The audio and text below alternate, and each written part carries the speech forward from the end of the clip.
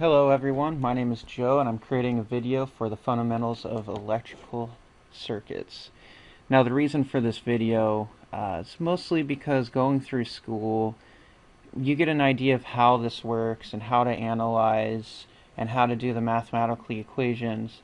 However, I found at the very beginning they don't really do a good job of bridging what you're doing with an actual application. So the reason I'm doing this video and hopefully these series of videos is to show you guys why you're doing what you're doing. Now, what I want to get started with is the definition of currents, resistance, voltages. I'm not really so defining it in the terms of real definition, but maybe of how you can think about them and how they can be represented. Not all of it is exactly true, but the gist of the information is going to give you a little bit of what you can expect from this. Now the first thing I'm talking about is a resistor. Now the first thing and the way that I think of a resistor is that it resists current. Now if you think about current, even though I haven't really defined it to you, you can kind of think of it as a river, something that has flow to it. Now the flow is actually the electrons moving, and that's what the current is, but the actual flow of the river is going a certain speed. Now the flow can be restricted by either widening the river, you can restrict the river, you can do whatever you want, but the flow will change. It'll either increase or decrease. Now with current's always going to travel with the path that has least resistance. So what I think of a resistor is I think of it as that widening or the shortening of the channel that will resist the movement of the river.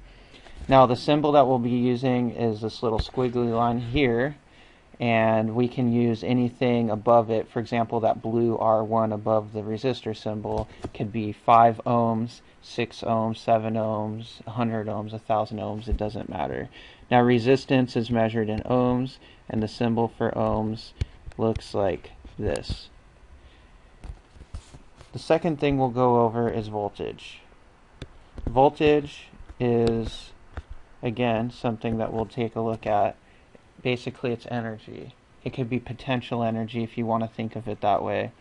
Now the symbol for it is the circle with the plus and minus symbol, and I put an example of V in next to it. Now a lot of the times when you're analyzing, you might not know what your input voltage is going to be, so it's definitely okay to give it an arbitrary symbol as in VN. Or for example, if you wanted to know what your output voltage is, you could just give it a symbol of VO or Vout. Now the great thing about voltage is it does drop according to what your resistance is. And I'm going to get into Ohm's law that will go over all of this. Now the third thing is current.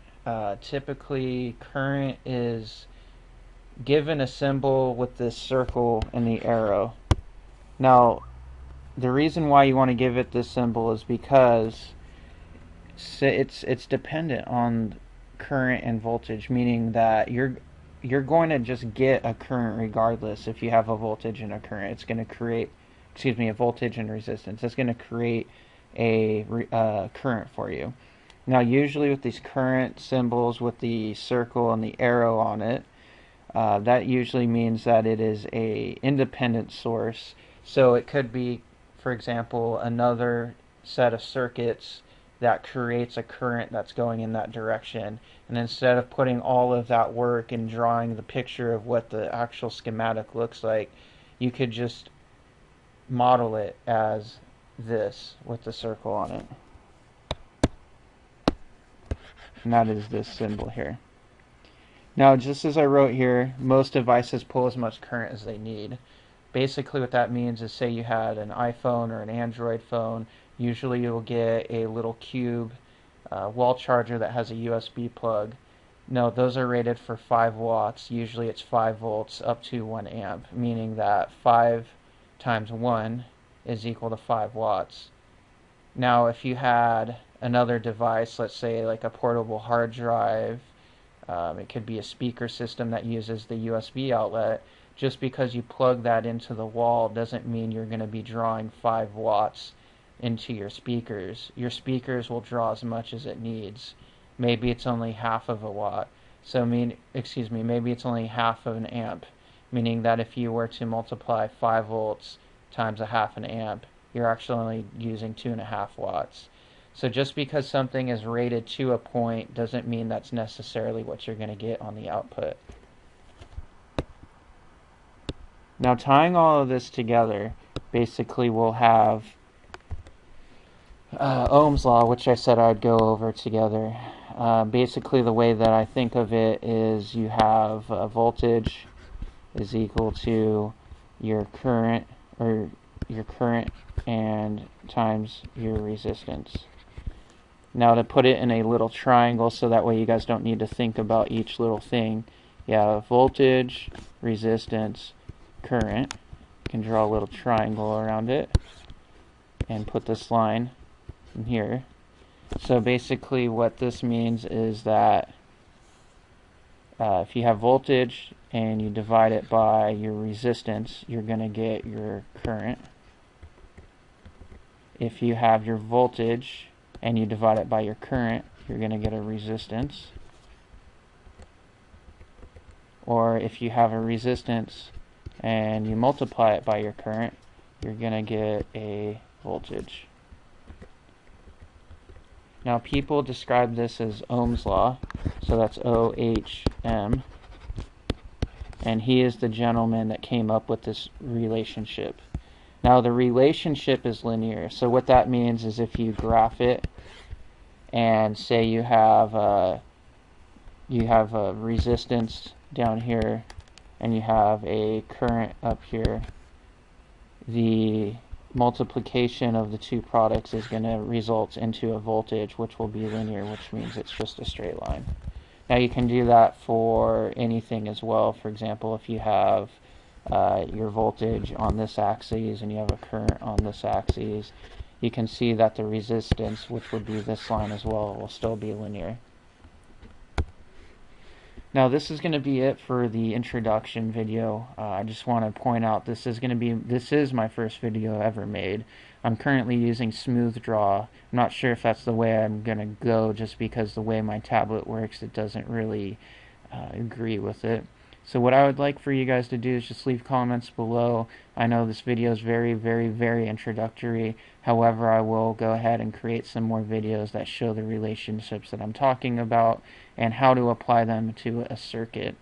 The first things that we'll be going over aren't just what voltage, current, and resistance is, but how we can tie those together, the different types of methodologies that we could use to solve these circuits. And then we'll move on. One thing that I do want to point out right now is that we are working in DC, and this is going to be versus AC. Now, if you don't know what the difference is, basically if you were to do a digital signal or even just like a battery, that's 5 volts. Your battery, 5 volts, is basically going to stay the same 5 volts throughout if this was time here. So throughout time, it's always going to constantly be 5 volts. However, with AC, it's called alternating current here. So you might have a line in which it alternates across. However, you're going to have a sinusoidal or cosine of a waveform. And this waveform here will go ahead and alternate around a certain point. So we can call that Vn. For example, in America, that could be like 120 volts that alternates around. There's always going to be a peak here, which could be, it's actually square root 2 of whatever your sine wave. So it could be sine of omega t, and omega is your frequency. So frequency, it's always going to have a frequency. AC will always have a frequency. DC will always have a frequency of 0, as you can tell from this straight line here. This straight line is straight, and it doesn't alternate because there's no frequency. And again, I want to thank you for watching this. Leave the comments below.